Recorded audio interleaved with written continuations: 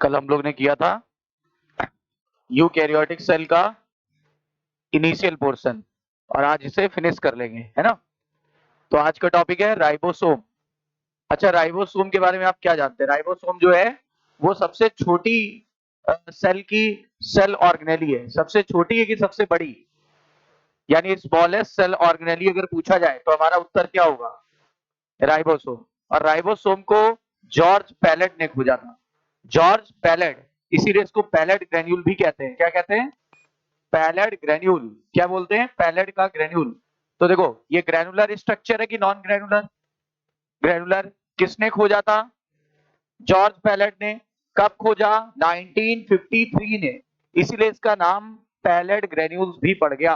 कभी कभी इसका नाम पैलेट ग्रेन्यूल्स भी पूछा जाता है। तो बताओ, पैलेट ग्रेन्यूल कुछ और नहीं बल्कि राइबोसोम का दूसरा नाम है। और इसे कब खोजा गया था? 1953 में। ठीक है ना। और ये माइक्रोस्कोप द्वारा खोजा गया था। और वो भी कौन सा माइक्रोस्कोप? इलेक्ट्रॉन। क्योंकि मैंने अभी बताया, ये सबसे छोटा वाला है कि सबसे बड़ा? और नॉन मेम्ब्रेनस है कि membranes? Non membranes. Non membranes. अच्छा, ये डेंस पार्टिकल के रूप में होता है। डेंस पार्टिकल के रूप में होता है। पहला क्वेश्चन कि इसे और क्या बुलाते हैं? Pellet granule. क्यों बुलाते हैं? क्योंकि खोजा था जॉर्ज पैलेट ने। कब खोजा था? 1953 में। अच्छा, दूसरा क्वेश्चन, राइबोसोम जो होता है वो कैसा है? सबसे छोटा सेल ऑर्गेनेली है, राइट। सबसे छोटा सेल ऑर्गेनेली है। और राइबोसोम डेंस पार्टिकल का बना होता है या लूज पार्टिकल का बना होता है?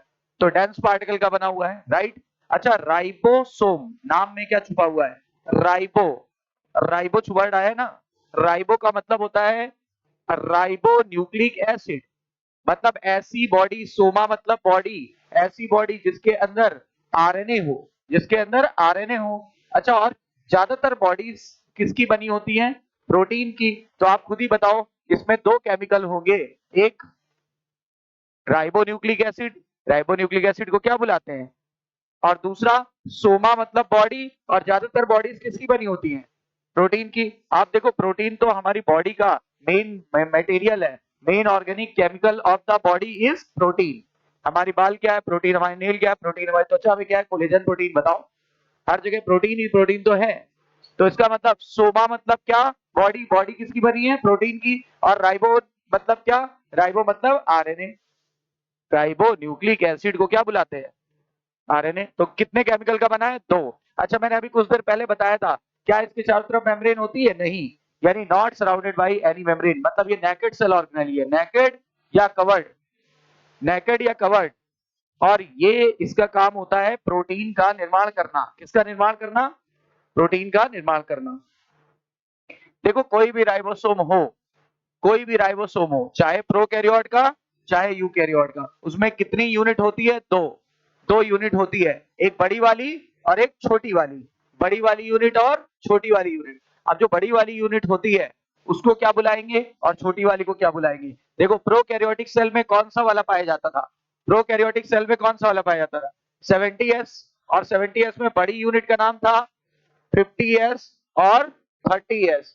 जबकि हमारे यूकैरियोटिक सेल में कौन सा पाया जाएगा? 80s। 80s में दो यूनिट, एक होती है 60s और एक होती है 40s। बोलो क्लियर? तो देखो, यूकैरियोटिक सेल में बड़ा वाला राइबोसोम पाया जाएगा। बताओ, 70 और 80 में बड़ा कौन है? 70 और 80 में बड़ा कौन है? हाँ, तो 80s वाला पाया जाएगा। समझ में आई बात? अच्छा, जबकि प्रोकैरियोट्स राइबोसोम छोटा वाला होगा। छोटा वाला कौन सा होता है? 70s। देखो, हर एक राइबोसोम, चाहे कोई भी राइबोसोम हो, प्रोकैरियोटिक सेल का या यूकैरियोटिक सेल का, कितने यूनिट का बना होगा? दो। एक लार्ज और एक स्मॉल। तो देखो, एक लार्ज और एक स्मॉल, राइट। हमारा 80s वाला जो राइबोसोम है वो 60 और 40 का बना होता है। मैं बता चुका हूं, 60 और 40 का बना होता है। जबकि 70s वाला किसका बना होता है? 50 और 30। तो 50 और 30 का बना होता है। अच्छा, दोनों यूनिट को आपस में कौन मिलाएगा? मिलाएगा। मेरी बातों में ही मेरा आंसर है। मिलाएगा। तो मिलाएगा मतलब कौन मिलाएगा? दोनों यूनिट को प्रोटीन सिंथेसिस के समय कौन सा मिनरल मिलाता है? Mg plus plus. Mg plus plus. याद रखिएगा, इसमें दिया नहीं, एनसीईआरटी में क्वेश्चन आया हुआ है। फिर आगे देखते हैं, ये हमारा ये वाला दिखाया गया है। 80s, ये 80s वाला दिखाया गया है। कितनी यूनिट है इसमें? दो, एक लार्ज और एक स्मॉल। अच्छा, ऐसे वाली यूनिट कौन सी है? ऐसे जो दिख रही है, ऐसे ऐसे वाली यूनिट कौन सी है? लार्ज। और ये बॉक्सिंग ग्लव्स की तरह जो दिख रही है, बॉक्सिंग ग्लव्स ऐसा होता है ना पहनने पे, बॉक्सिंग ग्लव्स जैसी जो दिख रही है वो कौन सी है? स्मॉल। बताइए ऐसे वाली कौन सी है और ये बॉक्सिंग ग्लव्स वाली कौन सी है? क्योंकि एग्जाम में पहचानने को आएगा तो पहले से बता रहे हैं। ये वाली दोनों मिल गई तो बन जाएगी यूनिट। कौन सी यूनिट? ये 60 है, ये 40 है, तो कौन सी बनेगी? 80s। क्योंकि हम लोग कौन सी कोशिका पढ़ रहे हैं? यूकैरियोट की प्रोकैरियोट, राइट। अच्छा, यहाँ पे एस क्या है? बार बार आ रहा है S. S is sedimentation coefficient, जो कि स्वेडबर्ग यूनिट को दर्शाता है। क्या दर्शाता है? Svedberg unit. देखो S is Svedberg unit. S का नाम स्वेडबर्ग साइटिस का नाम था। तो स्वेडबर्ग यूनिट, बताओ एस स्टैंड्स फॉर, और ये दर्शाता क्या है? Sedimentation coefficient. सेडिमेंटेशन कोएफिशिएंट, ये देखो इंडिकेट सेडिमेंटेशन कोएफिशिएंट। ठीक। अब ये सेडिमेंटेशन कोएफिशिएंट हमें किस चीज की जानकारी देता है? इसकी हिंट है दिशा। इसकी हिंट है दिशा, DISA। DI से याद रखना डेंसिटी। पहला किसकी जानकारी दे रहा है? डेंसिटी। दूसरा एस से क्या पता चल जाएगा? साइज। तो डेंसिटी और साइज की जानकारी दे रहा है। बताइए सेडिमेंटेशन कोएफिशिएंट का फार्मूला क्या है? दिशा। और दिशा का क्या मतलब हुआ? D फॉर डेंसिटी याद रहेगा, S फॉर साइज याद रहेगा। बताइए क्लियर हो गई बात? अब 70s राइबोसोम कह रहा है कि ये 80s राइबोसोम के तुलना, जैसे 70s था ना, वैसे ही 80s राइबोसोम भी 2 यूनिट का बना था। ये बात तो हम पहले ही कह चुके हैं। बताओ हो गया क्लियर? और एक बात और जान लो जो एनसीईआरटी में नहीं है, कि कौन सी बात? कि ये एक ऐसा सेल ऑर्गेनेली है जो ऑर्गेनेली के अंदर पाया जाता है। बताओ, organelle within organelle, organelle के अंदर पाए जाने वाला ऑर्गेनेली। अच्छा पहले ये बताओ, सेल के अंदर राइबोसोम पाया जा रहा है जो कि एक सेल ऑर्गेनेली है कि नहीं? है ना? अब बताओ, माइटोकॉन्ड्रिया भी तो एक ऑर्गेनेली है, क्लोरोप्लास्ट भी तो एक ऑर्गेनेली है, उनके अंदर भी तो राइबोसोम पाया जा रहा है। तो इसीलिए नाम क्या पड़ गया? Organelle within organelle. Organelle within organelle is ribosome. जबकि सेल विद इन सेल कल पढ़ाया था, माइटोकॉन्ड्रिया और क्लोरोप्लास्ट। याद आया? Cell within cell, mitochondria and chloroplast, जबकि organelle within organelle, right. याद हो गया? साइटोस्केलेटन, देखो साइटोस्केलेटन सिर्फ यूकैरियोटिक सेल में पाया जाता है, प्रोकैरियोटिक सेल में कभी नहीं पाया जाता। बताओ cytoskeleton only found in prokaryotic cell की यूकैरियोटिक सेल? प्रोकैरियोटिक सेल की यूकैरियोटिक सेल?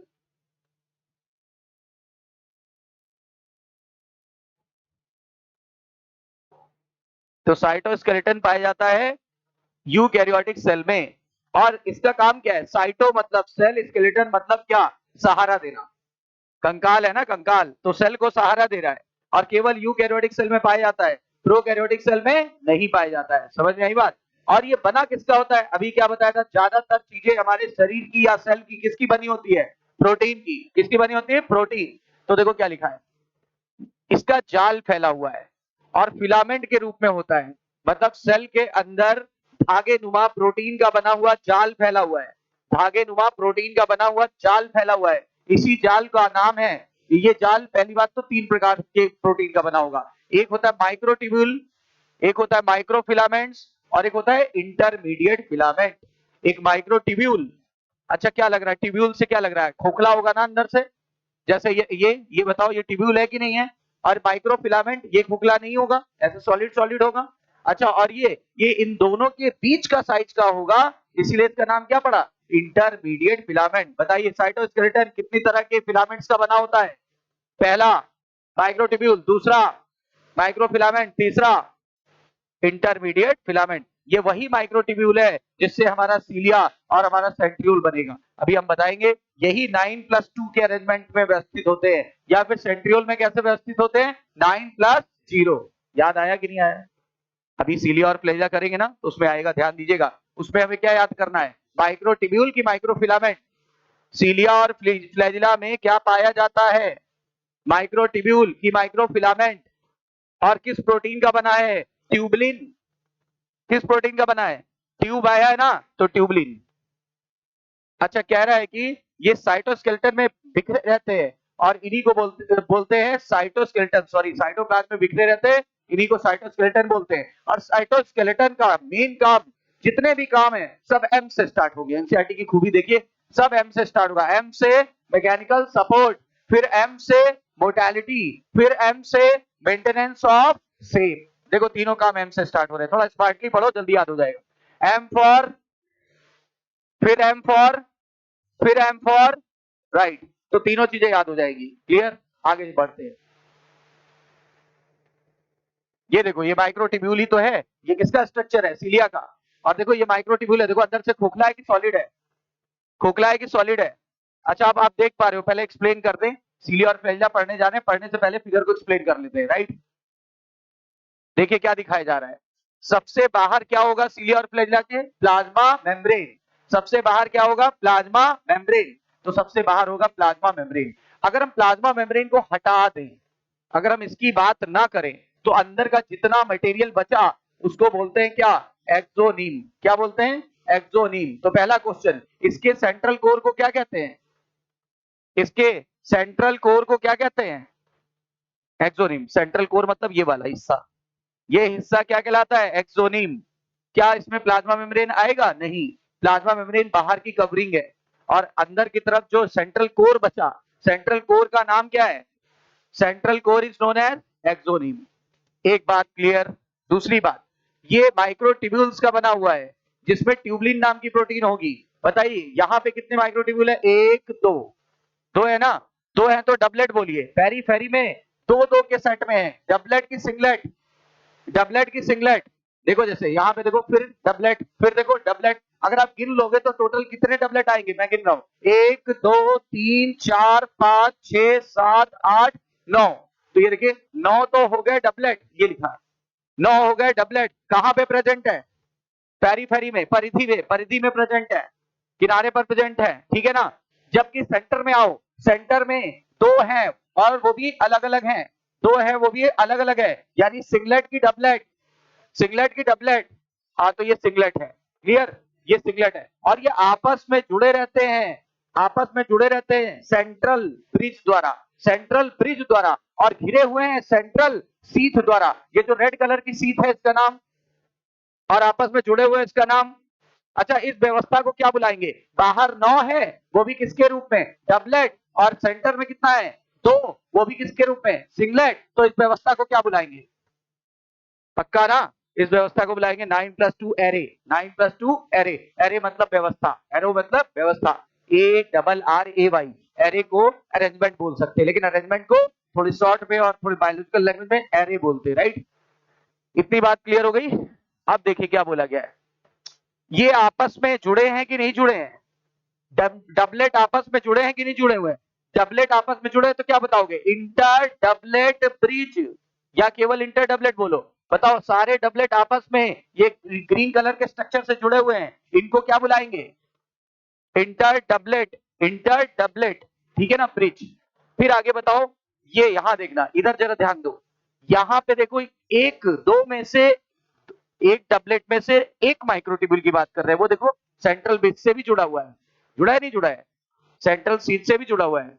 ये देखिए दो में से एक की दोनों जुड़े हुए हैं, दो में से एक की दोनों जुड़े हुए हैं।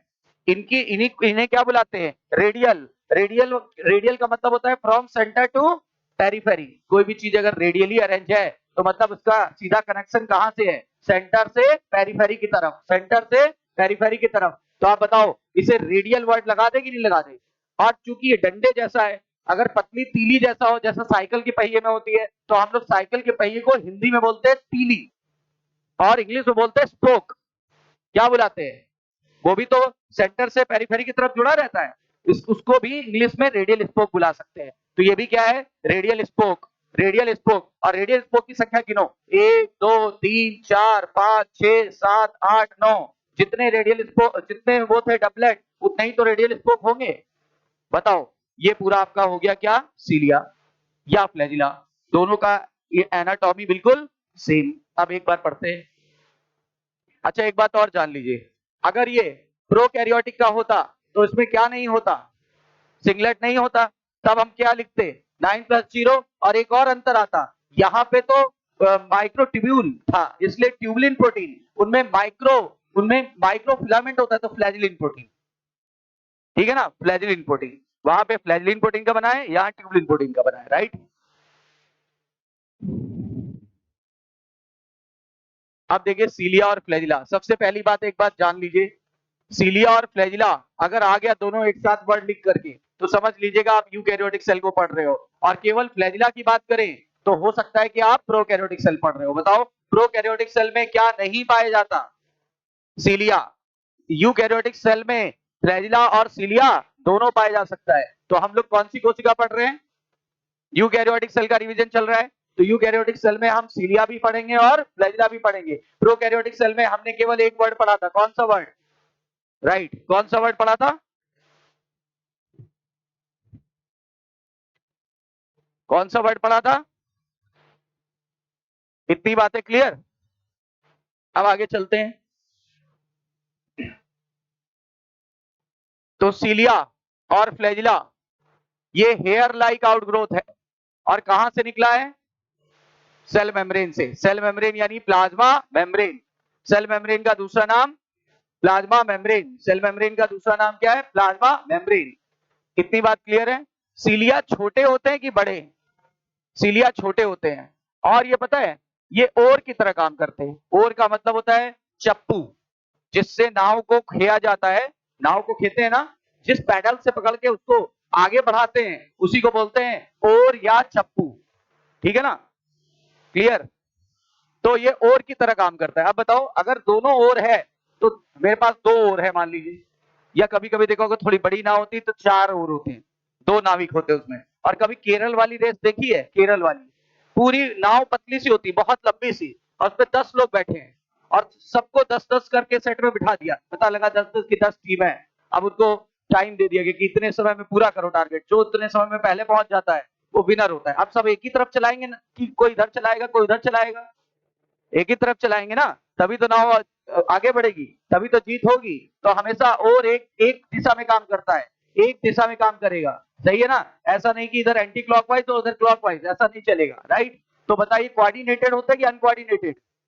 सीलिया कोऑर्डिनेटेड होता है कि अनकोऑर्डिनेटेड? और की तरह काम करते हैं कि नहीं करते हैं? अच्छा, और ये क्या करते हैं? या तो सेल को मूव करा देंगे, या तो सेल को मूव कराएंगे, और या तो फिर बॉडी फ्लूइड को मूव कराएंगे। बताइए, या तो सेल को मूव कराएंगे, या तो कोई बॉडी फ्लूइड चारों तरफ होगा उसको मूव कराएंगे। बताओ क्लियर है कि नहीं है? सेल को मूव कराएंगे, जैसे सेल को मूव कराने के एग्जांपल फ्लैजिला के, सॉरी, पैरामीशियम के चारों तरफ क्या पाया जाता है? सीलिया। अब बताओ पूरे पैरामीशियम को एक जगह से दूसरी जगह कौन पहुंचाएगा? सीलिया पहुंचाएगा। सीलिया पहुंचाएगा कि नहीं पहुंचाएगा? तो बताओ ये वाली बात सही साबित हो गई कि नहीं हो गई? अच्छा, मान लो कहीं पे है, मान लो कोई ट्यूब है, अब इस ट्यूब के अंदर सीलिया ही सीलिया है। अब बताओ इसके अंदर कोई सेल है, उसको धक्का कौन मारेगा? सीलिया, है ना? फ्लैजिला जो होते हैं कंपैरेटिवली लार्ज होते हैं। फ्लैजिला कैसे होते हैं? लॉन्ग या लार्ज बोल दो। और ये केवल सेल को मूव करते हैं, ये केवल सेल को मूव करते हैं। ये फ्लूइड के संपर्क में, ये फ्लूइड के संपर्क में भी थे, और ये ऐसा नहीं है इसके साथ, इसके साथ ऐसा नहीं है। क्लियर? और इसका बेस्ट एग्जांपल मैं आपको बताऊं क्या होता है? स्पर्म। स्पर्म एक कोशिका है कि नहीं है? स्पर्म को एक जगह से दूसरी जगह ले जाने के लिए क्या जिम्मेदार है? फ्लैजिला। अब क्या कह रहा है? प्रोकैरियोटिक बैक्टीरिया का फ्लैजिला का स्ट्रक्चर डिफरेंट होता है। किसकी तुलना से? क्यों? अभी अभी तो बताया, जरा अंतर बताइए। प्रोकैरियोट्स का बना होता है 9+0, और हम लोग का बना होता है 9+2। एक अंतर। और दूसरा अंतर, प्रोकैरियोट्स में क्या होता है? प्रोकैरियोट्स में होता है ट्यूबुलिन प्रोटीन की फ्लैजिलिन प्रोटीन? फ्लैजिलिन। और अपने अंदर कौन सा होता है? हाँ, ट्यूबुलिन प्रोटीन। बोलो अंतर है कि नहीं दोनों में?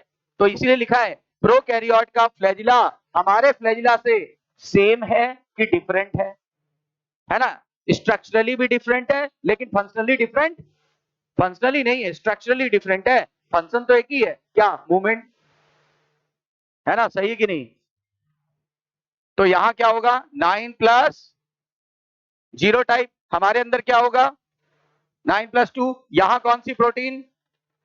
फ्लैजिलिन। वहां पे कौन सी प्रोटीन? ट्यूबुलिन। क्लियर हो गया कि नहीं? अब क्या कह रहा है? कह रहा है जब इलेक्ट्रॉन माइक्रोस्कोप से हम सीलियम या फ्लैजिलम दोनों का स्ट्रक्चर देखेंगे, क्या पता चलेगा? अभी फिगर में क्या बताया था? Covered by plasma membrane, central core का नाम एक्सोनिम, एक्सोनिम। और कह रहा है number of microtubule running parallel to the long axis. कह रहा है जब हम काटेंगे कोर में क्या होगा? कोर में बहुत सारे माइक्रोट्यूब्यूल ऐसे लंबाई लंबाई में दौड़ रहे हैं, लंबाई लंबाई में दौड़ रहे हैं, तभी तो जब ऐसे काटेंगे तो ऐसे दिखेगा, बताओ, है ना? ऐसे ऐसे लंबाई में है, 1 2 3 4 5 ऐसे 9 के सेट में है, जब काटेंगे तो ऐसे ही तो दिखेगा। क्लियर? इसका मतलब पैरेलल है कि अनपैरेलल? लॉन्गिट्यूडनल एक्सिस की वर्टिकल एक्सिस? Longitudinal axis. और एक्सोनीम में कितने डबलेट थे? 9 डबलेट होते हैं। कैसे अरेंज थे? रेडियली अरेंज थे। कहां पर अरेंज थे? पेरिफेरल माइक्रोट्यूब्यूल के रूप में। बोलिए सही है। जबकि एक जोड़ा कहां पे अरेंज था? सेंटर में माइक्रोट्यूब्यूल अरेंज था। यानी ये डबलेट तो ये सिंगलेट, ये डबलेट तो ये सिंगलेट। अब देखो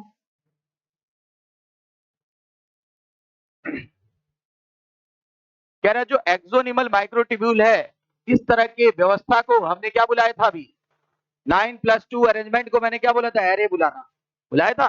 9+2 एरे। अच्छा, सेंट्रल ट्यूब्यूल आपस में कैसे कनेक्टेड थे? ब्रिज द्वारा। और कैसे ढके थे? सेंट्रल सीथ द्वारा। और कह रहा है which is connected to one of the tubule of each peripheral doublet. याद करो, दो डबलेट में दो आते थे, किसी एक से रेडियल स्पोक जुड़ा था, किससे? सेंट्रल सीथ द्वारा। ये देखो रेडियल स्पोक लिखा है ना, विच इज कनेक्टेड, विच मतलब किसके लिए बोल रहा है? Central sheath is connected to one of the microtubule of each peripheral doublet by the means of radial spoke. इसका मतलब रेडियल स्पोक कितने होंगे? और कोई पूछे किसके बने होते हैं, तो मैंने आपको क्या बोला था? ज्यादातर चीजें किसकी बनी है? तो प्रोटीन्स की बनी होती है। पेरिफेरल डबलेट इंटरकनेक्टेड होता था आपस में, कैसे? लिंकर द्वारा। याद करो, उस लिंकर का नाम था क्या? Inter doublet, inter doublet, inter doublet. Cilia और फ्लैजिला दोनों की उत्पत्ति सेंट्रियोल लाइक स्ट्रक्चर से होती है, जिसे क्या बुलाते हैं? जिसे बेसल बॉडी बुलाते हैं। अब यहाँ सेंट्रियोल लाइक कहने से क्या तात्पर्य है? यहाँ की व्यवस्था पूछेगा तो आप बताओगे 9+0 टाइप, 9+0 टाइप। बताओ बेसल बॉडी से किसकी उत्पत्ति हुई? सीलिया और फ्लैजिला। बताओ बेसल बॉडी से किसकी उत्पत्ति होती है? सीलिया और फ्लैजिला। क्लियर? लेकिन बेसल बॉडी की संरचना किसके समान है? सेंट्रियोल जैसी, सेंट्रियोल जैसी है। अब सेंट्रियोल आगे पढ़ोगे तो आपको क्या अरेंजमेंट दिखाई पड़ेगा? 9+2 टाइप कि 9+0 टाइप? 9+2 टाइप कि 9+0 टाइप? 9+0 टाइप। समझ में आई बात? यहां तक क्लियर हो गई? और एक बात अभी से जान लो, यहां पे जो था 9+2 वो था 9 डबलेट और 2 था सिंगलेट। यहां बीच में एक तो कुछ है ही नहीं। और ये जो 9 है ना, ये डबलेट नहीं है, बल्कि ये क्या है? ट्रिपलेट। ये ट्रिपलेट है। आगे चलते हैं। अगला जो हमारा स्ट्रक्चर है, सेंट्रोसोम और सेंट्रियोल। पहली खास बात अगर आपको याद होगा तो ये भी नॉन मेम्ब्रेनस सेल ऑर्गेनेली है, जो कि एनिमल सेल में होती है, लेकिन ज्यादातर प्लांट सेल में नहीं पाई जाती। बताओ ये किसमें पाई जाएगी? एनिमल सेल में। किसमें नहीं पाई जाएगी? ज्यादातर प्लांट सेल में नहीं पाई जाती है, ज्यादातर प्लांट सेल में नहीं पाई जाती है। क्लियर? अब देखो, सेंट्रोसोम एक बॉडी है या सेल ऑर्गेनेली है जिसके चारों तरफ कोई कवर नहीं है, कोई कवर नहीं है। याद रखना, नॉन मेम्ब्रेनस है कि मेम्ब्रेनस। अब इसके अंदर दो स्ट्रक्चर पाए जाते हैं, दोनों एक दूसरे के परपेंडिकुलर होते हैं। उसे क्या बुलाते हैं? सेंट्रियोल। क्या बुलाते हैं? सेंट्रियोल। देखो क्या लिखा है, centrosome is organelle usually containing two cylindrical structure. दो सिलेंड्रिकल स्ट्रक्चर होता है जिसे क्या बुलाते हैं? सेंट्रियोल। अब देखो मैंने ऐसे इशारा क्यों किया था, ये गोल गोल है कि नहीं है? इसको क्या बुलाएंगे आकार में? इसको आकार में सिलेंड्रिकल बुलाएंगे ना, तो एक ऐसे और एक और कोई ले लूं पेन, एक ऐसे और एक ऐसे, राइट? दोनों ऐसे होगा तो दोनों एक दूसरे के कितने डिग्री पर? 90 डिग्री पर। एक सेंट्रोसोम में कितने सेंट्रियोल? दो। और किसी एक की हम शेप की बात करें तो देखो आकार में कैसे हैं? सिलेंड्रिकल। आकार में कैसे हैं? सिलेंड्रिकल। जो लिखा हुआ है सिलेंड्रिकल होते हैं दो होते हैं, है ना, सेंट्रियोल कहलाते हैं। आगे चलते हैं। They are surrounded by amorphous pericentriolar material. कह रहे हैं इनके चारों तरफ एक एमॉर्फस यानी कोलाइडल, कोलाइडल यानी हल्का चिपचिपा जल जैसा एक पदार्थ होता है, पदार्थ होता है, मेम्ब्रेन नहीं होती। देखो क्या लिखा है, एमॉर्फस यानी कोलाइडल, पेरिसेंट्रियोलर मतलब सेंट्रियोल घिरा हुआ है, ये दोनों घिरे हुए हैं एक चिपचिपे पदार्थ द्वारा, है ना, चिपचिपे पदार्थ द्वारा। मटेरियल लिखा है, मेम्ब्रेन नहीं लिखा। क्यों बताओ? क्योंकि मेम्ब्रेन तो होती ही नहीं है, मेम्ब्रेन तो इसमें होती ही नहीं है। नॉन मेम्ब्रेनस है कि मेम्ब्रेनस? नॉन मेम्ब्रेनस है कि मेम्ब्रेनस? तो नॉन मेम्ब्रेनस। दोनों सेंट्रियोल जो सेंट्रोसोम में थे एक दूसरे के कितने डिग्री पर थे? कितने डिग्री? 90 डिग्री पर थे। फिर क्या बोला गया, in which each are organise the cartwheel. अब कह रहा है किसी एक को जब ऐसे काटेंगे ना, किसी एक को काटेंगे, दोनों में से किसी एक को काटो, दोनों तो एक जैसे ही हैं, कितने डिग्री पर? लेकिन जब हम किसी एक को काटेंगे तो काटने के बाद बैलगाड़ी के पहिए जैसा दिखाई पड़ेगा। अब बैलगाड़ी का पहिया लगभग मोर और लेस ऐसा होता है, बोलो सही है कि नहीं? ये बैलगाड़ी के पहिए जैसा होता है, बोलो सही है? बैलगाड़ी के पहिए जैसा। आप बोलोगे ये कम, हमारे झंडे का चक्र ज्यादा लग रहा है ना? तो बैलगाड़ी के पहिए जैसा होता है। बताओ हर एक सेंट्रियोल को जब काटेंगे कैसा दिखाई पड़ेगा? बैलगाड़ी के पहिए जैसा। अब देखो फर्क क्या आ गया, फर्क क्या आ गया, इधर देखो ऐसे ही बता दे। फर्क क्या आया तब से और अब में, सीलिया और फ्लैजिला, और इसमें क्या अंतर है? डबलेट की बजाय, डबलेट की बजाय ट्रिपलेट। तो वहां थे 9 set of doublet, 9 set of doublet, यहां क्या होंगे? 9 set of triplet, 9 set of triplet. और वो भी पेरीफेरी में थे, ये भी पेरीफेरी में, और दोनों आपस में वहां जुड़े थे इंटर डबलेट द्वारा, और यहां जुड़ेंगे इंटर ट्रिपलेट द्वारा, इंटर ट्रिपलेट द्वारा। बताओ कैसे जुड़ेंगे? इंटर डबलेट की इंटर ट्रिपलेट, इंटर ट्रिपलेट। अच्छा, और यहाँ पे तो कुछ है नहीं, यहाँ पे तो कोई सेंट्रियोल है नहीं, क्योंकि जीरो बोला है मैंने बोला 9 प्लस जीरो टाइप, तो यहाँ तो कुछ है नहीं। इस ये प्रोटीन का जो हिस्सा है, ये प्रोटीन का हिस्सा है, इसे एक नाम दे देते हैं, इसे बोलते हैं हब। क्या नाम दे देते हैं? सेंट्रल एक्सिस, जो कि सॉलिड प्रोटीन की बनी है, वहां कोई माइक्रोट्यूब्यूल नहीं पाया जा रहा है, तो बताओ उसे क्या बुलाएंगे? हब बुलाएंगे। क्या बुलाएंगे? हब। क्लियर? और हब किसका बना है? क्या यहाँ माइक्रोट्यूब्यूल है? नहीं, यहाँ प्रोटीन का बना हुआ एक एक्सिस टाइप का है, उसे बुलाएंगे हम लोग हब। अब जरा सुनना, अब यहां से जिस प्रकार वहां पे 2 माइक्रोट्यूब्यूल थे, यहाँ कितने हैं? 3। तो वहां 2 में से कोई एक जुड़ा था, यहां से यहाँ 3 में से कोई एक जुड़ जाएगा। ये देखो 3 में से कोई एक जुड़ेगा, कलर चेंज कर दूं, 3 में से कोई एक जुड़ जा रहा है यहाँ पे, ये देखो 3 में से कोई एक जुड़ जा रहा है। अगर आगे भी होता तो यहाँ जुड़ जाएगा। तो यहाँ फिर से क्या बन गया? Radial spoke. अब रेडियल स्पोक भी कितने होंगे?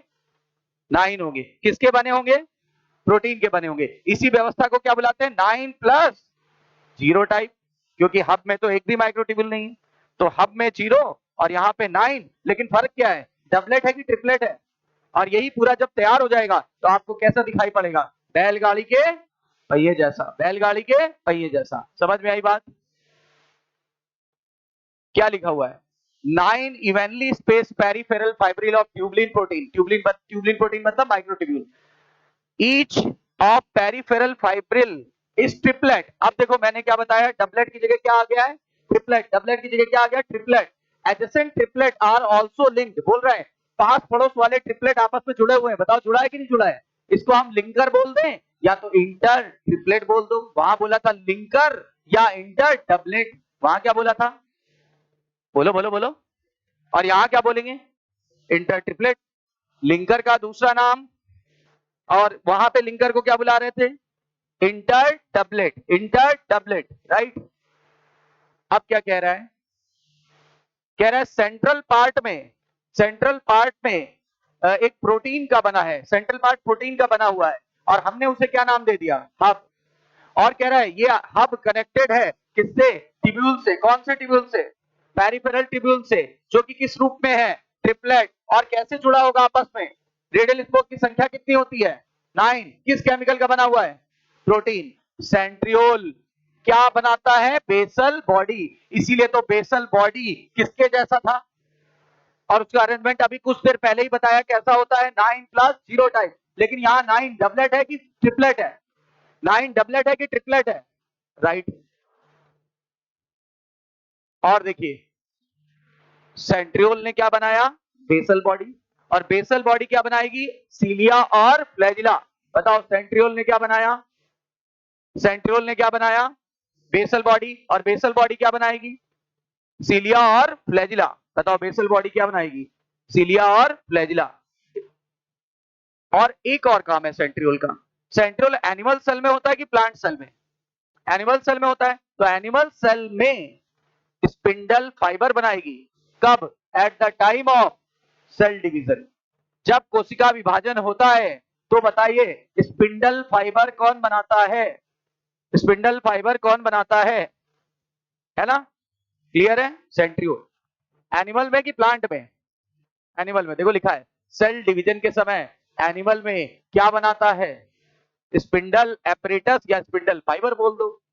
याद करो spindle apparatus, mitotic spindle apparatus हमने वर्ड यूज किया था, कहां यूज किया था, अभी माइटोसिस का रिवीजन कराया था ना, उसमें कहा किया था, प्रोफेस के आखिरी लाइन में, प्रोफेस की आखिरी लाइन में, चेक करो प्रोफेस की आखिरी लाइन, माइटोसिस का प्रोफेस का आखिरी line,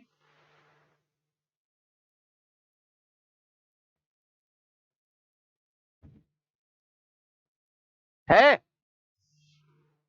nucleus as a cell organelle.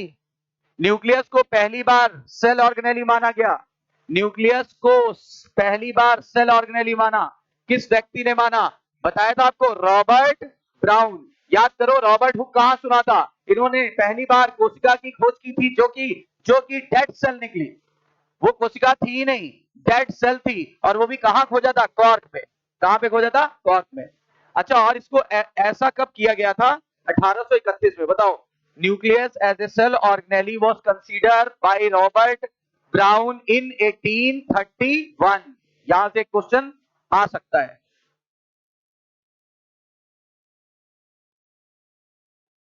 और बाद में न्यूक्लियस के अंदर के मटेरियल को, आप न्यूक्लियस के अंदर के मटेरियल को पता क्या बुलाते हैं, क्रोमैटिन फाइबर। क्या बुलाते हैं, क्रोमैटिन फाइबर, क्रोमैटिन या क्रोमैटिड, क्रोमैटिन की क्रोमैटिड। हाँ तो याद रखिएगा क्रोमैटिन फाइबर बुलाते हैं, क्रोमैटिड नहीं, क्रोमैटिड नहीं, ये नहीं बुलाते, क्रोमैटिन फाइबर बुलाते हैं। और इसको जब तक रंगेंगे नहीं तब तक ये दिखेगा नहीं, और इसको रंगते हैं किससे, एसीटो कार्बीन, एसीटो कार्बीन जो कि बेसिक डाई है, एसीटो कार्बीन, एसीटो कार्बीन, याद रखिए। और ये टर्म किसने दिया था, फ्लेमिंग। बताओ क्रोमैटिन फाइबर शब्द किसने दिया, अच्छा यहाँ अधूरा लिखा है इसलिए क्रोमैटिन बुला दिया, है ना। बताओ पूरा नाम क्या है, क्रोमैटिन फाइबर, क्रोमैटिन फाइबर, याद रखिएगा। किससे ये रंगा जाता है, बेसिक डाई, नाम क्या है, एसिटोकार्बीन।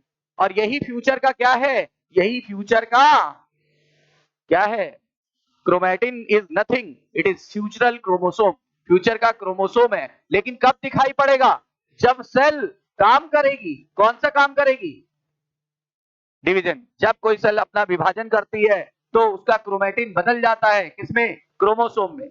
चूंकि अभी सेल कोशिका विभाजन नहीं कर रही है, आराम कर रही है, रेस्टिंग फेज में है, रेस्टिंग फेज का नाम इंटरफेज, इंटरफेज में है तो कोशिका विभाजन नहीं हो रहा है, और कोशिका विभाजन नहीं हो रहा है तो इसका क्रोमैटिन फाइबर आराम से क्लियर दिख रहा है। और जब जब ये कोशिका विभाजित होगी तो ये किसी न किसी फेज में होगी, प्रोफेज या मेटाफेज या एनाफेज या टीलोफेज, और तब आपको ये कहीं ना कहीं इस रूप में नहीं दिखाई पड़ेगा, बल्कि किस रूप में दिखाई पड़ेगा।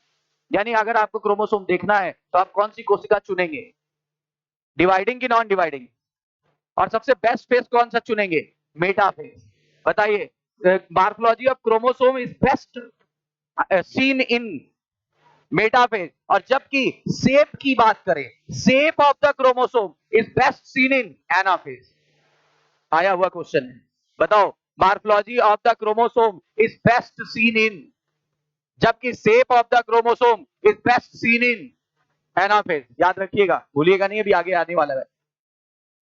अब देखो बात करने लगा वो इंटरफेस का न्यूक्लियस, मतलब ऐसा न्यूक्लियस जो डिवाइड नहीं हो रहा है, ऐसी कोशिका जो डिवाइड नहीं होती वो किस फेज में होती है, इंटरफेस का दूसरा नाम रेस्टिंग फेज, उसमें कितने सब फेज होते हैं? 3, G1, S और G2। याद आया? फिर क्या लिखा हुआ है इसमें आपको? एक लूज, मैं तो लूज बोलूंगा, एक लूज और फैला हुआ और काफी बिखरा हुआ एक न्यूक्लियोप्रोटीन का धागा दिखाई पड़ता है। इसी धागे को हम क्या बुलाते हैं? Chromatin fibre.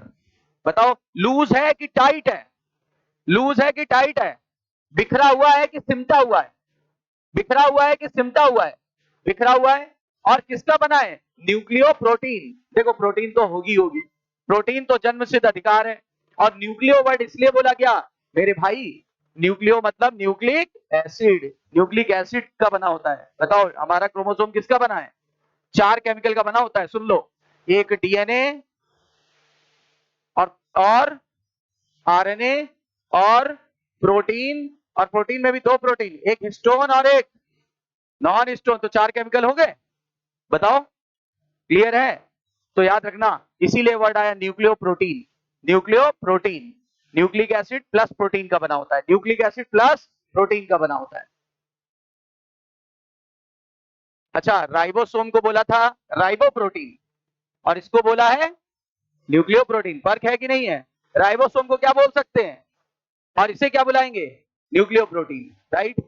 अब देखो, एक चीज तो क्रोमैटिन होती है, न्यूक्लियस का पहला भाग क्रोमैटिन, न्यूक्लियस का दूसरा भाग उसका लिक्विड, लिक्विड पार्ट को क्या कहते हैं? मैट्रिक्स। और तीसरा भाग होता है न्यूक्लियोलस, न्यूक्लियोलस ये तीसरा भाग होता है। और इसकी संख्या एक या अनेक हो सकती है और गोल होगी।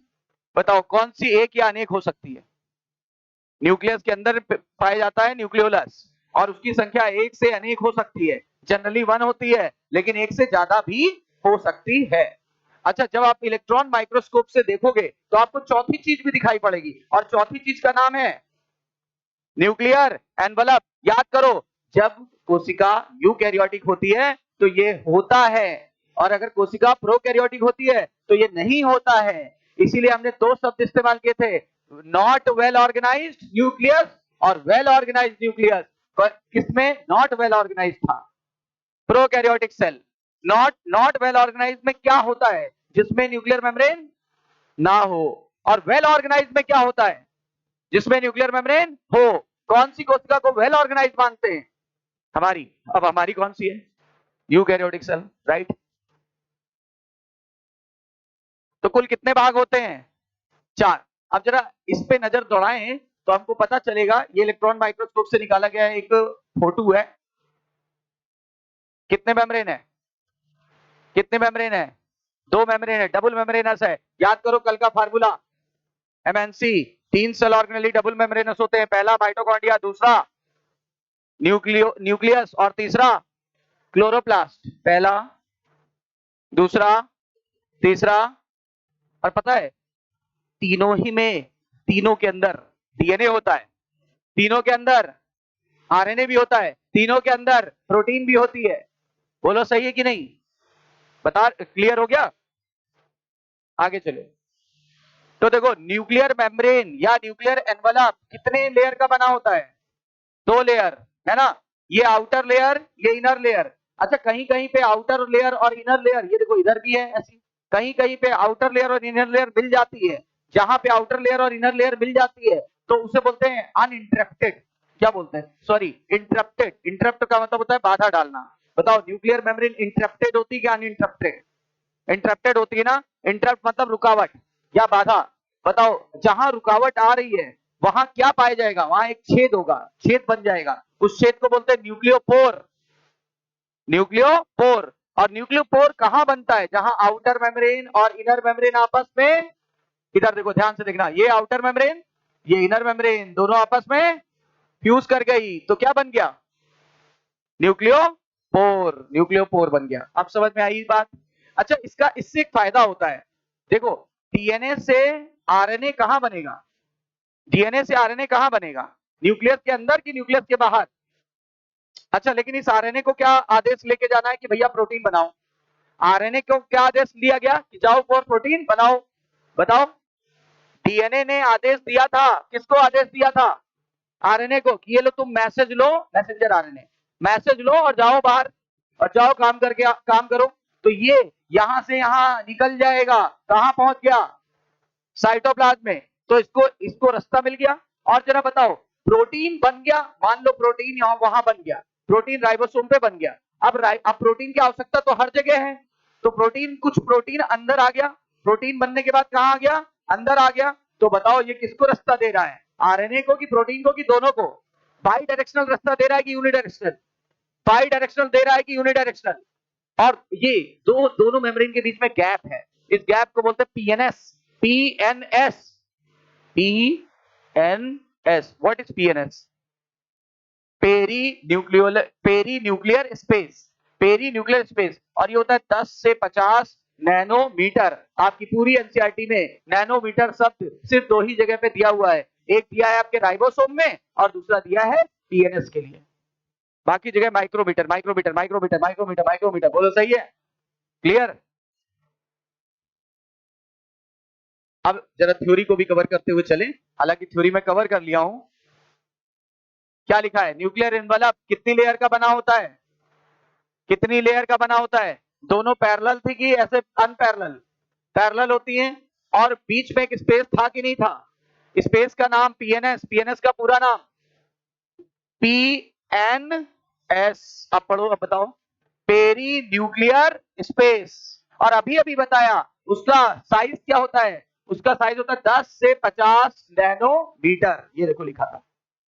और राइबोसोम का साइज है आपके एनसीईआरटी में 15 से 20 नैनोमीटर।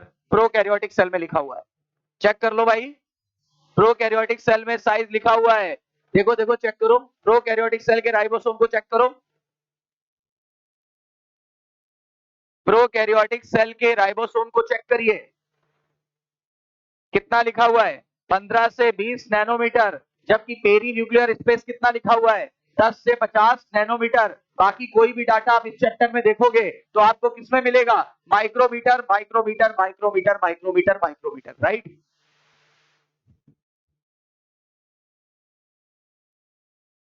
फिर आगे देखो। अच्छा एक बार बताओ, ये प्लाज्मा मेम्ब्रेन तो सॉरी, ये न्यूक्लियर मेम्ब्रेन तो बैरियर की तरह काम कर रही है ना? अच्छा, न्यूक्लियर मेम्ब्रेन किसी को अंदर आने और जाने नहीं दे रही है, तो चीजें अंदर कहां से आ और जा रही हैं? चीजें जा रही हैं न्यूक्लियोपोर से। बताइए, न्यूक्लियर मेम्ब्रेन, कोई भी मेम्ब्रेन क्या किसकी तरह काम करती है? बैरियर। कोई भी मेम्ब्रेन किसकी तरह काम करती है? बैरियर। तो ये देखो किसकी तरह बिहेव कर रही? बैरियर। किसके किसके बीच में? न्यूक्लियस और साइटोप्लाज्म के बीच में। अच्छा, आउटर मेम्ब्रेन कंटिन्यूअस होती है with in the endoplasmic reticulum. मतलब क्या बोलना चाह रहा है? आउटर मेम्ब्रेन में, ये आपको बता चुका हूं एंडोप्लाज्मिक रेटिकुलम पढ़ाते समय, आउटर मेम्ब्रेन से ये जाल जुड़ा हुआ है, जाल का नाम ईआर, और इधर प्लाज्मा मेम्ब्रेन से जुड़ा हुआ है। और दो प्रकार का है, इस तरफ राइबोसोम पाया जाता है और इस तरफ राइबोसोम नहीं पाया जाता है। याद करिए, इसको क्या बोलेंगे? आरईआर, और इसको क्या बोलेंगे? एसईआर। आरईआर और एसईआर, कंफर्म?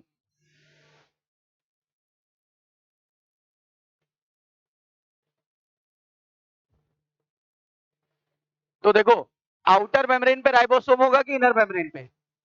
आउटर मेम्ब्रेन पे कि इनर मेम्ब्रेन पे? आउटर मेम्ब्रेन पे राइबोसोम पाया जाता है। अच्छा, कह रहा है कुछ स्थानों पर न्यूक्लियर एनवलप इंटरप्टेड होता है। बोलो क्या बोला था? ये वर्ड आया था मैंने, ये वर्ड मेरे अभी पढ़ाते समय आया था। तो इंटरप्टेड का मतलब क्या? बाधा डालना, रुकावट, रुकावट डालना। यानी कोई चीज कंटिन्यूअस की बजाय अचानक से कहीं से टूट जाए, तो यानी क्या? अनइनवलप्ड, इंटरप्टेड हो गया, और वहां पे एक छोटा सा छेद बन गया, और वो उसी जगह बनता है जहां फ्यूजन हो जाए। किसका फ्यूजन हो जाए? दोनों मेम्ब्रेन का। दोनों मतलब कौन सी? आउटर और इनर जहां फ्यूज करती है, उसी इंटरप्टेड एरिया को क्या बुलाते हैं? न्यूक्लियोपोर। क्या बुलाते हैं? न्यूक्लियोपोर। बताइए न्यूक्लियोपोर कहां बनता है? जहां फ्यूजन हो जाए। कितनी मेम्ब्रेन्स का? दो मेम्ब्रेन। कौन सी? आउटर और इनर। अच्छा, न्यूक्लियोपोर रास्ता देती है या पैसेज प्रोवाइड करती है किसको? आरएनए और प्रोटीन। आरएनए किधर जाएगा और बाहर जाके प्रोटीन बना देगा, और प्रोटीन की जरूरत कहां पे है? अंदर, तो प्रोटीन अंदर आ जाएगा। अब बताओ कि कौन सी दिशा मिली? बाई डायरेक्शनल की यूनिडायरेक्शनल? बोथ साइड की वन साइड? Both direction. रटना ही नहीं कहीं, इतनी तो सरल एनसीईआरटी लिखी गई है। बस देखते जाओ कि कहां पे क्या चीज हमारे माइंड में होना चाहिए। माइंड में होगी चीजें अपने आप याद हो जाएगी, है ना।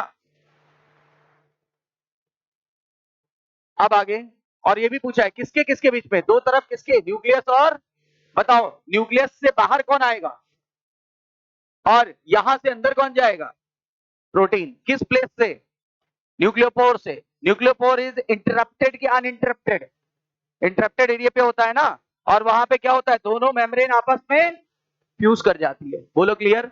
अब क्या कह रहा है, there is only one nucleus per cell, कहता है एक कोशिका में एक ही न्यूक्लियस ज्यादातर, अच्छा जब भी हम लोग कोशिका विभाजन या कुछ पढ़ते हैं, एक ऐसे बनाते हैं और एक गोलांतर बनाते हैं, यानी कि जनरली एक कोशिका में कितने न्यूक्लियस होते हैं, लेकिन कह रहा है कभी कभार ऐसा नहीं होता, तो कह रहा है एग्जाम्पल बताओ, तो क्या कह रहे हैं, वेरिएशन कभी कभी मिलने लगता है, किसमें, नंबर में, किसके नंबर में, न्यूक्लियोलस के नंबर में, ठीक है ना। और ये कहां पे ऑब्जर्व किया गया है, कह रहा आप बताओ, मैं बताता हूं। जिसके अंदर दो न्यूक्लियस है उसका उदाहरण है पैरामीशियम। पैरामीशियम में दो न्यूक्लियस होते हैं, एक छोटा माइक्रो न्यूक्लियाई, एक बड़ा मैक्रो न्यूक्लियाई। कितने न्यूक्लियस हैं, एक कोशिका जिसमें दो न्यूक्लियस है उसका नाम पैरामीशियम। पैरामीशियम को स्लीपर एनिमलक्यूल बोलते हैं कि नहीं बोलते हैं, चप्पल के आकार का होता है कि नहीं होता है, तो उसको बोलते हैं स्लीपर एनिमलक्यूल, चप्पल के आकार का होता है। बताओ दो न्यूक्लियस किस कोशिका में पाया जाता है, पैरामीशियम, पैरामीशियम। अब कह रहा है दो से ज्यादा भी तो कभी होता होगा, तो मैं बताता हूं दो से ज्यादा किसमें होता है, याद करो एंडोस्पर्म, किसका एंडोस्पर्म, कोकोनट का, कोकोनट के एंडोस्पर्म में पाया जाता है। याद करिए आपकी एनसीईआरटी में लिखा था इस कंडीशन को सिंसीटियम कंडीशन बोलते हैं। लिक्विड एंडोस्पर्म कि सॉलिड एंडोस्पर्म, बताओ किसमें बहुत सारे न्यूक्लियस एक कोशिका में पाए जाएंगे, endosperm of tender coconut, tender मतलब होता ताजा, ताजा हरा नारियल, ताजे हरे नारियल में ही पानी ज्यादा होगा, ताजे हरे नारियल में पानी ज्यादा होगा। और वो जो लिक्विड है नारियल पानी है, ये कुछ और नहीं, इसको हिंदी में बोलते हैं भ्रूण पोष, इंग्लिश में बोलते हैं एंडोस्पर्म। और ये लिक्विड पार्ट है कि सॉलिड, एक न्यूक्लियस पर सेल है कि अनेक न्यूक्लियस पर सेल है। इस कंडीशन को क्या बुलाया था हम लोगों ने, अभी सेल डिवीजन में पढ़ा था, सिंसीटियम। सिंसीटियम कब होता है, जब केंद्रक तो विभाजित हो लेकिन कोशिका द्रव विभाजित ना हो। याद आया कुछ, karyokinesis not followed by cytokinesis, karyokinesis not followed by cytokinesis. और एक जगह और देखा था, कहां पे, लोअर फंजाई के हाइफा में, लोअर फंजाई के हाइफा में एक में अनेक कोशिकाएं पाई जाती हैं, हमने वहां उसे बुलाया था सिनोसिटिक कंडीशन। कौन सी कंडीशन, सिनोसिटिक कंडीशन बुलाया था, राइट। फिर क्या बोला है, अब कुछ कह रहा है, कुछ ऐसे एग्जांपल देने जा रहे हैं जहां न्यूक्लियस पहले तो था लेकिन मैच्योरिटी के बाद गायब हो गया। और कह रहा है इसके दो उदाहरण मैंने हमेशा बताए हैं, एक एनिमल में और एक प्लांट में। एनिमल वाला उदाहरण हमेशा याद कराया है, mature mammalian RBC, mature mammalian RBC की मैच्योर आरबीसी। और ये भी, अब दूसरा क्वेश्चन सुनो, mature mammalian RBC of all mammal या mature mammalian RBC of most of the mammal. अब ध्यान याद करना, कुछ अपवाद भी होते हैं ना, बायोलॉजी में तो अपवाद भी होते हैं, तो कुछ अपवाद भी है, जैसे कैमल और लामा। कैमल और लामा में मैंने ऐसे याद कराया होगा, दाल में कुछ काला है, तो पहला एग्जाम्पल और दूसरा लामा। कैमल और लामा को छोड़ के सब में न्यूक्लियस विलुप्त हो जाएगा, लेकिन इन दोनों में मैच्योरिटी के बाद भी रहता है, विलुप्त नहीं होता है। कंफर्म, देखो लिखा है इवन लैक न्यूक्लियस, कहते हैं कुछ कोशिकाओं में न्यूक्लियस गायब हो जाता है, जैसे हमारी आरबीसी में, आरबीसी ऑफ मैनी मैमल कि सम मैमल। और इसका अपवाद दाल में कुछ काला है, यानी दो एग्जांपल बताइए जिसमें जिसमें अपवाद मिलेगा, कैमल और लामा, कैमल और लामा। अच्छा दूसरा उदाहरण प्लांट का भी ताजा ताजा पड़ा था, sieve tube cell. Sieve tube cell में न्यूक्लियस बाद में विलुप्त हो जाता है, बाद में का मतलब है मैच्योरिटी के बाद विलुप्त हो जाता है। अब बताओ इसको इसीलिए कंपनी देने के लिए कौन आ जाता है, कंपेनियन सेल। बताओ प्लांट का उदाहरण है सीव ट्यूब सेल, एनिमल का उदाहरण है mature mammalian RBC of many mammal की ऑल मैमल। दो अपवाद बताइए, दाल में कुछ काला है, कह रहे हैं बताओ क्या इन कोशिकाओं को लिविंग बुलाएंगे, बिल्कुल लिविंग का कोई भी संबंध डायरेक्ट न्यूक्लियस से नहीं है। लिविंग का संबंध है साइटोप्लाज्म वाली केमिकल रिएक्शन से, और साइटोप्लाज्म में अगर केमिकल रिएक्शन चल रही है तो कोशिका लिविंग होगी। और उस रिएक्शन का नाम हमने बहुत बार बताया आपको, मेटाबॉलिक रिएक्शन, हिंदी में उपापचयी अभिक्रिया। बिना एंजाइम के कोई भी मेटाबॉलिक अभिक्रिया नहीं चल सकती। बोलो क्लियर है कि नहीं? तो इन सेल को लिविंग बुलाएंगे कि नॉन लिविंग? हमारी सीप ट्यूब जिंदा है कि मर गई? हमारी आरबीसी में न्यूक्लियस गायब भी हो जाता है तो तुरंत नहीं मरती, है ना। टोटल लाइफ स्पैन कितना है हमारी आरबीसी का? 4 महीने। 4 महीने का मतलब 120 दिन। और उसके बाद इसको दफनाने ले जाएंगे। कहां दफनाने ले जाएंगे? स्प्लीन में। स्प्लीन को बोलते हैं दफनाने ले जाते हैं कब्रगाह में। कब्रगाह को इंग्लिश में बोलते हैं graveyard. Graveyard for RBC is spleen. Graveyard for RBC is, और ये लार्ज बीन शेप का ऑर्गन है, लार्ज बीन शेप का ऑर्गन है ना। और प्राइमरी लिम्फोइड ऑर्गन है कि सेकेंडरी लिम्फोइड ऑर्गन है? सेकेंडरी। प्राइमरी में 2 ही आते हैं, बोन मैरो और है ना। बोन मैरो और कौन सा? थाइमस। थाइमस तो यहां होती है ना, ब्रेस्ट बोन के पीछे। अब आगे देखो, न्यूक्लियर मैट्रिक्स कुछ और नहीं है, न्यूक्लियोप्लाज्म बोल सकते हैं। साइटोप्लाज्म की जगह क्या वर्ड आ गया? जब सेल का पार्ट था तो साइटोप्लाज्म, जब न्यूक्लियस का पार्ट बन गया तो न्यूक्लियोप्लाज्म। इसी के अंदर क्या है? न्यूक्लियोलस। और इसी के अंदर वो धागा भी था लूज वाला, नाम क्रोमेटिन फाइबर। टर्म किसने दिया था? टर्म किसने दिया था? हाँ, यानी ये शब्द किसने दिया? फ्लेमिंग ने दिया। न्यूक्लियोलस आर स्फेरिकल, पहले भी बता चुके थे। न्यूक्लियोलस 1 से 3 तक हो सकते थे, 1 या ज्यादा हो सकते थे, गोल होते थे, याद करो। तो न्यूक्लियोलस कैसे होते थे? गोल होते हैं। कहां प्रेजेंट है? न्यूक्लियोप्लाज्म में। अच्छा, न्यूक्लियोलस भी नॉन मेम्ब्रेनस होता है। न्यूक्लियोलस भी नॉन मेम्ब्रेनस होता है। अगर ये नॉन मेम्ब्रेनस है, अगर ये नॉन मेम्ब्रेनस है तो ये न्यूक्लियोप्लास्ट के टच में आ जाएगा कि नहीं आएगा? बोलिए, आएगा ना न्यूक्लियोप्लास्ट के टच में। तो क्या कह रहा है? कंटिन्यूअस है। किसके साथ कंटिन्यूअस है? न्यूक्लियोप्लास्ट के साथ कंटिन्यूअस है। यानी क्योंकि इसमें मेम्ब्रेन नहीं है, मेम्ब्रेन से घिरा नहीं है, इसीलिए ये न्यूक्लियोप्लास्ट के डायरेक्ट टच में है कि इनडायरेक्ट टच में? कंटिन्यूअस टच में है कि डिसकंटिन्यूअस टच में? कंटिन्यूअस टच की डिसकंटिन्यूअस टच? याद रखिएगा, नॉन मेम्ब्रेनस है कि मेम्ब्रेनस? अच्छा, आप सुनो, न्यूक्लियोलस का काम क्या है? न्यूक्लियोलस का काम सुनना। न्यूक्लियोलस का काम होता है राइबोसोम बनाना। न्यूक्लियोलस का काम क्या होता है? राइबोसोम बनाना। What is the role of nucleolus? Formation of ribosome. अच्छा, अगर किसी सेल में राइबोसोम ज्यादा बन रहा है तो आप क्या अनुमान लगा सकते हो? अगर किसी देश में बैट की बिक्री बढ़ गई है, बैट, तो वहां पे मैच होने की संभावना ज्यादा है। बोलो क्लियर है कि नहीं? बताइए, सही कह रही नहीं?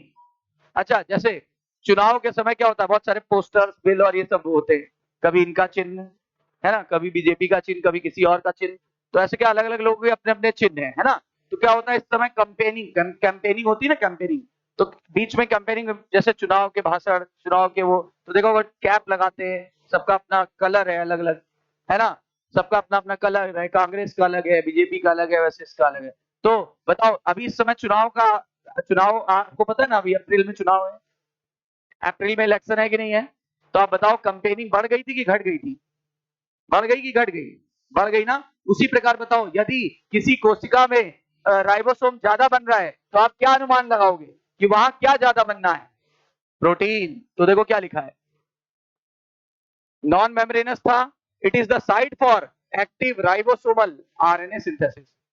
Active ribosomal RNA, ribosomal RNA, ribosomal RNA मतलब आरआरएनए। अब आप बोलोगे सर आप तो राइबोसोम बता रहे थे, ये तो आरआरएनए बना। अरे बाहर से प्रोटीन अंदर घुसी थी कि नहीं? अरे घुसी थी कि नहीं? अंदर घुसी थी तो इंटर की थी। अब बताओ, दिस प्लस दिस बराबर क्या?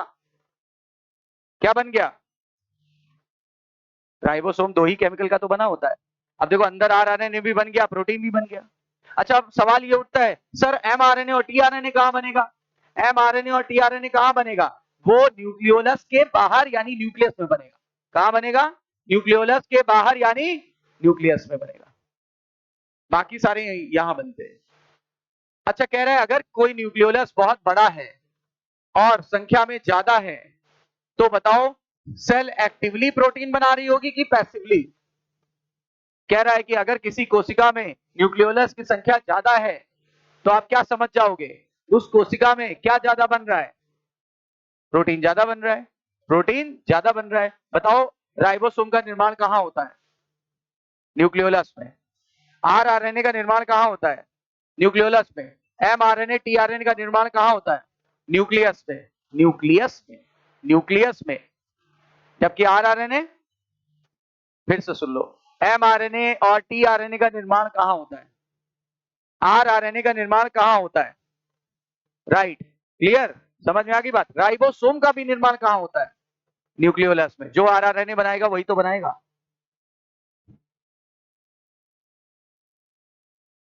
अभी कुछ देर पहले मैंने एक बात बोला था, मैंने कहा था एक लूज धागा है न्यूक्लियस के अंदर। कौन सा न्यूक्लियस?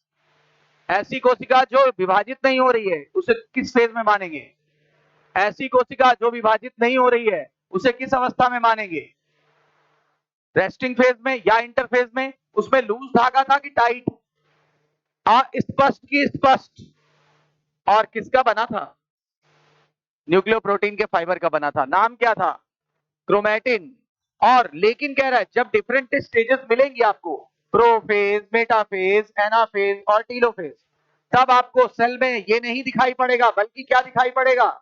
क्रोमोसोम। कह रहा है इसकी जगह ये आ गया। ये बात मैं बता चुका हूं शुरुआत में, ये बात मैं आपको बता चुका हूं। बताइए डिवाइडिंग सेल में क्या दिखाई पड़ेगा?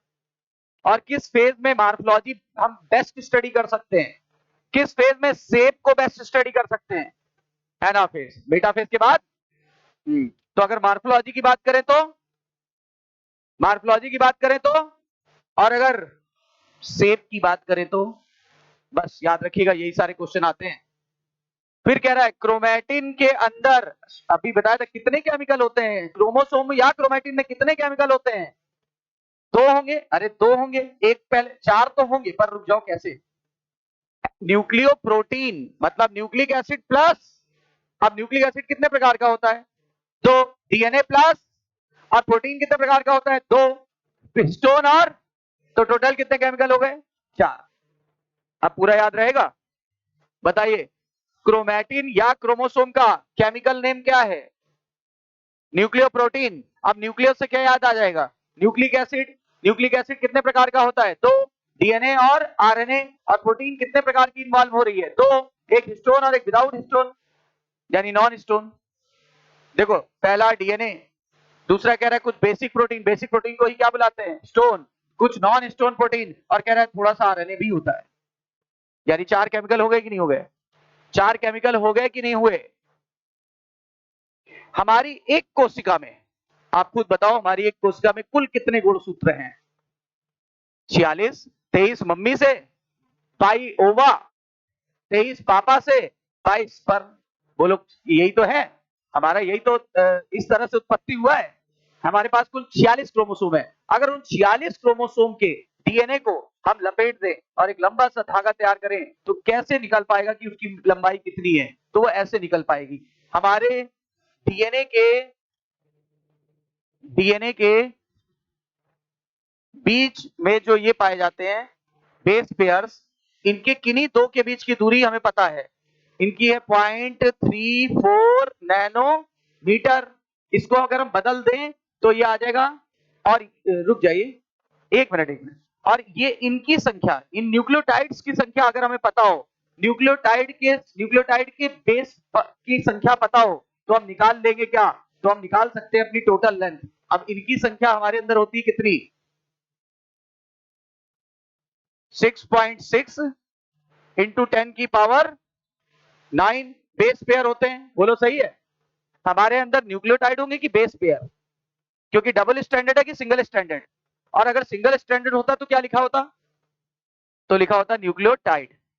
अगर डीएनए सिंगल स्टैंडर्ड हो तो न्यूक्लियोटाइड लिखा होगा, अगर डबल स्टैंडर्ड है तो बेस पेयर लिखा होगा। देखो इधर का बेस और इधर का बेस पेयर करके, तभी तो डबल स्टैंडर्ड हुआ। तो हमारे पास कुल कितने बेस पेयर हैं?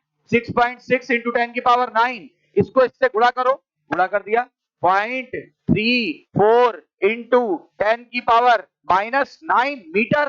बोलो नैनो हटाने के लिए, मीटर में जाने के लिए कितने का पावर लगाएंगे? अब ये देखो, ये माइनस में है, ये प्लस में गया, न्यूट्रल हो गया। अच्छा, इसका गुणा अगर हम करें इससे, इसको 7 मान लें तो 7 है 21, यानी लगभग आएगा 2.24, और ये किसमें चेंज कर लिया है तो मीटर। हमारे 46 क्रोमोसोम के डीएनए की टोटल लंबाई कितनी आएगी, हमारे 46 क्रोमोसोम के डीएनए की टोटल लंबाई कितनी आएगी, लगभग 2 मीटर, लगभग। कहां प्लस, ऊपर थोड़ा ना किया है, सामने जगह नहीं थी तो मैंने इधर मल्टीप्लाई कर दिया, ये मल्टीप्लाई का सिंबल लगा है, ऊपर का नहीं लिखा है, भाग नहीं दिया है। अब देखिए कह रहा है इसीलिए हमारे एक सिंगल ह्यूमन सेल में लगभग 2 मीटर लंबा डीएनए का धागा पाया जाता है, जो कितने क्रोमोसोम को दर्शा रहा है 46, 23 पेयर। पेयर क्यों, जोड़ा कैसे बना, 23 मम्मी से 23 पापा से, तो आपके पास कुल कितने 46, क्या गुणसूत्र। और कह रहा है डिटेल हमने 12th क्लास में पढ़ी थी, आप पढ़ ली थी। कह रहा है कि हर एक क्रोमोसोम आपको कब दिखाई पड़ेगा, डिवाइडिंग सेल में। कब दिखाई पड़ेगा, डिवाइडिंग सेल में। और जब आप देखोगे तो आपको उसमें कुछ चीजें ऐसी दिखाई पड़ेंगी, ये जैसे फिगर बना हुआ है, आपको ये यहां से सकरा दिखाई पड़ेगा, देखो यहां से ऐसे लग रहा है धसा हुआ।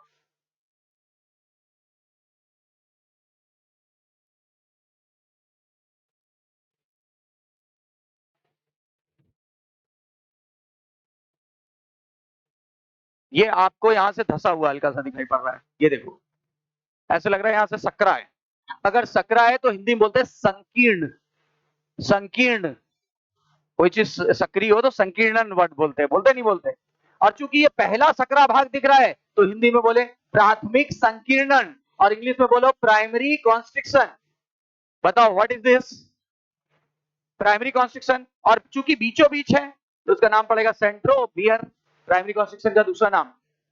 इसका काम है एक क्रोमोसोम के दोनों क्रोमैटिड को, ये जो लंबे लंबे भाग है ना इनको क्रोमैटिड बोलते हैं, एक सिस्टर के एक क्रोमोसोम के दोनों सिस्टर क्रोमैटिड को आपस में होल्ड करे रहना, होल्ड कर देना। बताओ एक क्रोमोसोम में कितने क्रोमैटिड, दो। एक एक क्रोमोसोम में कितने क्रोमैटिड होते हैं, दो। दोनों एक ही से जुड़े हैं तो सिस्टर क्रोमैटिड बोलेंगे कि नहीं बोलेंगे। अच्छा, और वो आपस में कौन जोड़े हुआ है, ये गोला, गोले का नाम क्या है यहाँ पे, काइनेटोकोर। यहाँ पे ये हरा वाला नहीं, ये बीच में दिखाया नहीं गया, यहाँ पे प्राइमरी कॉन्स्ट्रिक्शन या सेंट्रोमियर, काइनेटोकोर नहीं। देखो क्या लिखा हुआ है,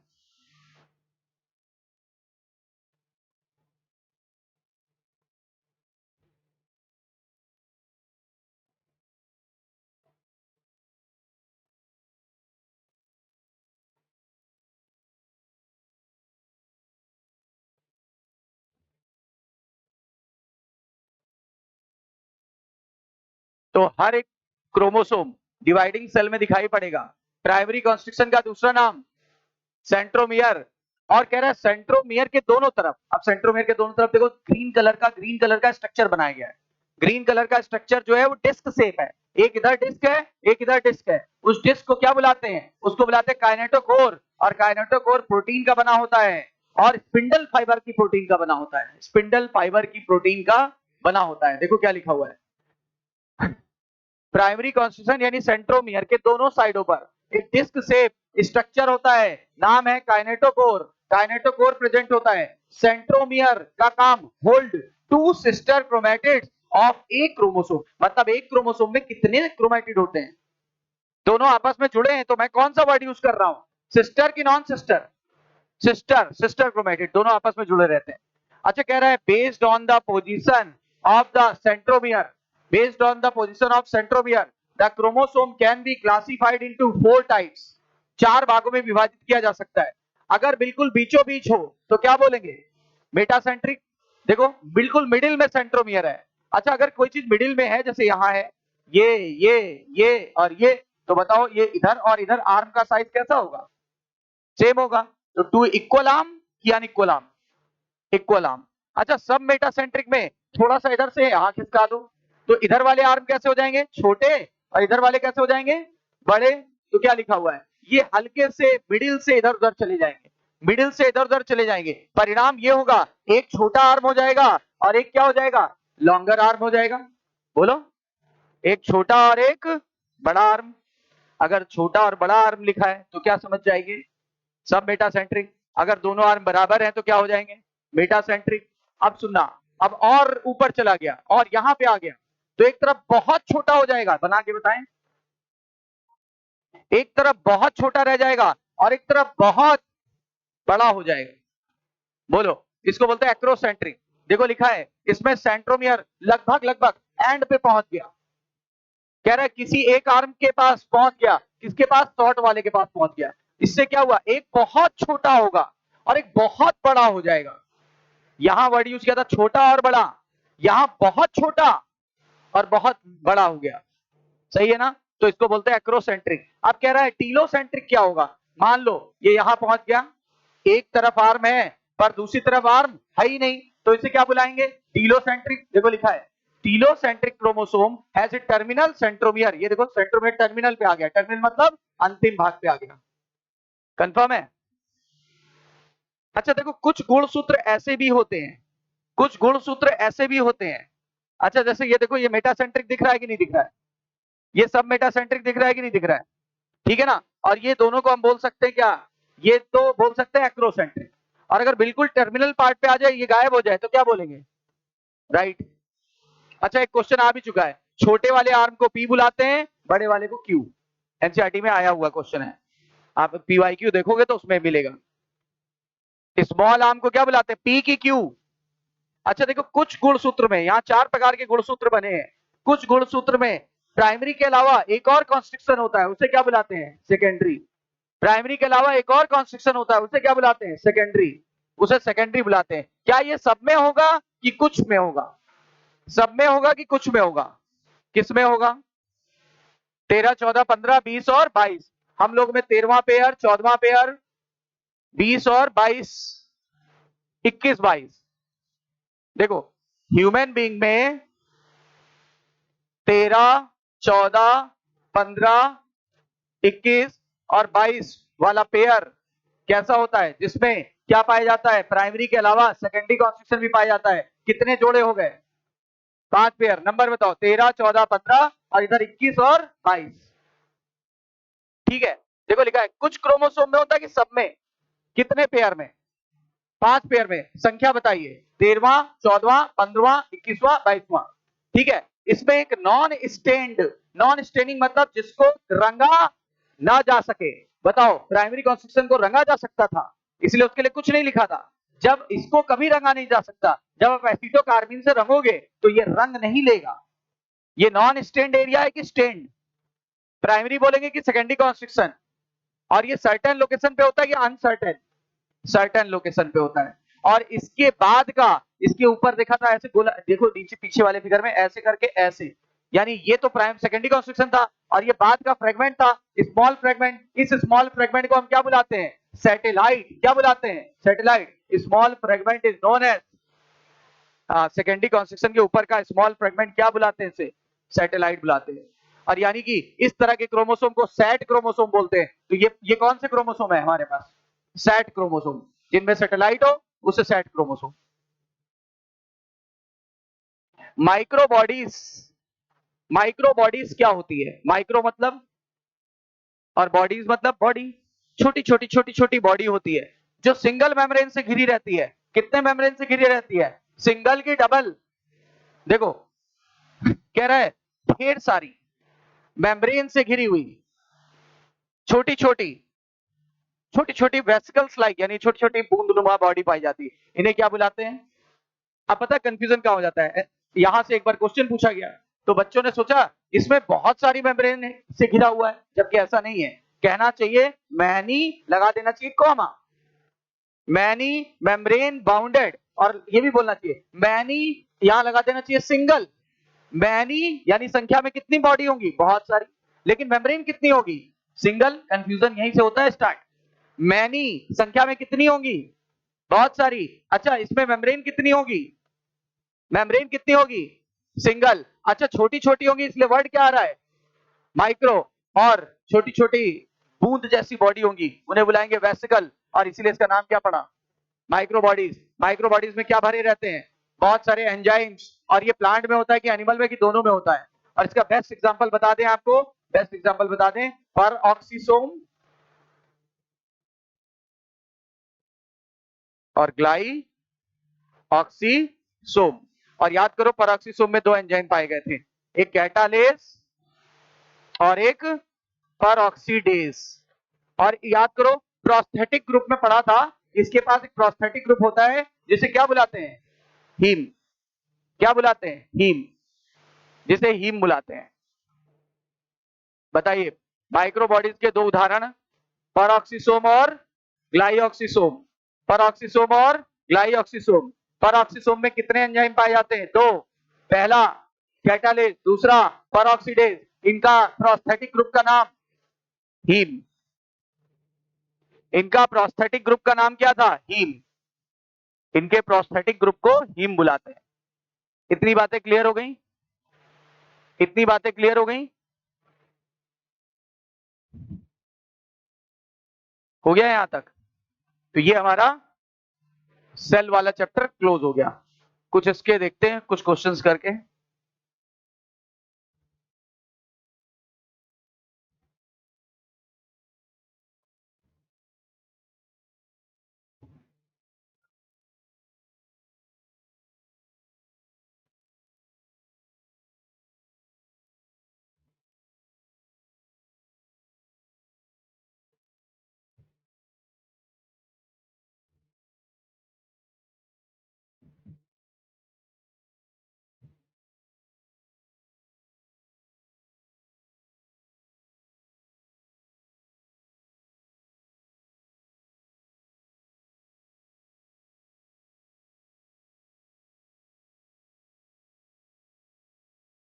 स्टेटमेंट टाइप,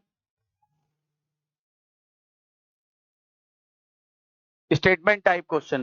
पहला, सीलिया लंबे होते हैं फ्लैजिला की तुलना में और ये सेल मूवमेंट कर देते हैं, गलत।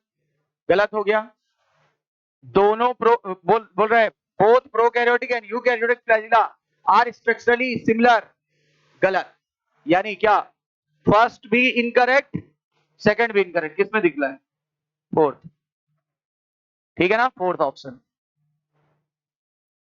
अब centriole is an organelles usually having to cylindrical structure called centrosome, गलत। सेंट्रियोल इज द ऑर्गेनेली नहीं, सेंट्रोसोम इज द ऑर्गेनेली जिसके अंदर दो सिलेंड्रिकल स्ट्रक्चर पाए गए थे, उल्टा लिखा है, मतलब ये वर्ड गलत हो गया।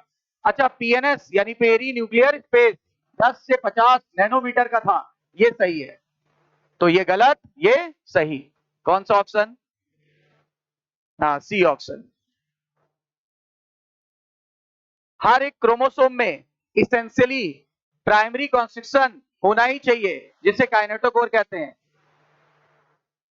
गलत। क्या कहते थे, सेंट्रोमियर, सेंट्रोमियर कहते थे। एक्रोसेंट्रिक क्रोमोसोम में सेंट्रोमियर बिल्कुल क्लोज आ जाता है एंड के, और forming one extremely short and one very long arm, बिल्कुल सही है। यानी ये गलत और ये सही, ऑप्शन झूठ ढूंढो। C, one is incorrect and second is correct.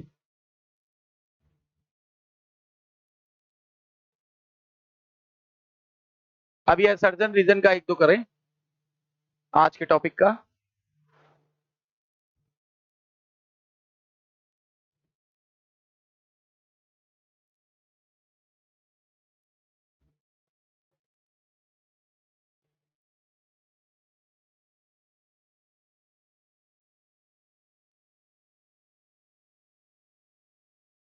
ये बताइएगा, prokaryotic bacteria also possess flagella but these are structurally different from the eukaryotic flagella, correct है। they are made up of 9 evenly spaced triplet, गलत हो गया, ये तो centriole की तरफ चला गया।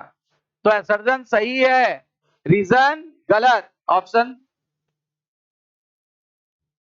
असर्जन is true but reason is wrong.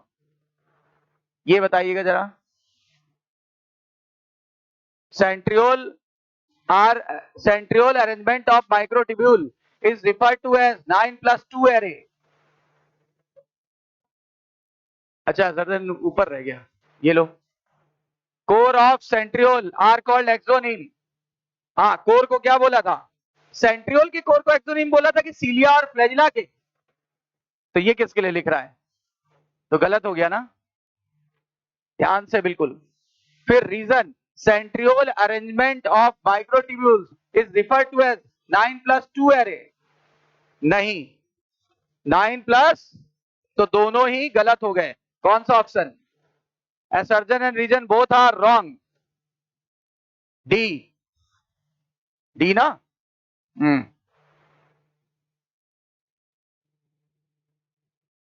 ये भी कर ही लोगे, करो. Mitochondria is an important cell organelle both prokaryote and eukaryote. यहां कहां पाई जाती है? अच्छा, रीजन है, इसको पावर हाउस कहते हैं और ये रेस्पिरेशन में मदद करती है. एनारोबिक रेस्पिरेशन मदद करती है. गलत, दोनों ही गलत. मतलब समझ आ गई बात? तो ये हम लोग ने आज का इतना टॉपिक और इतने क्वेश्चंस कर लिए. ठीक है.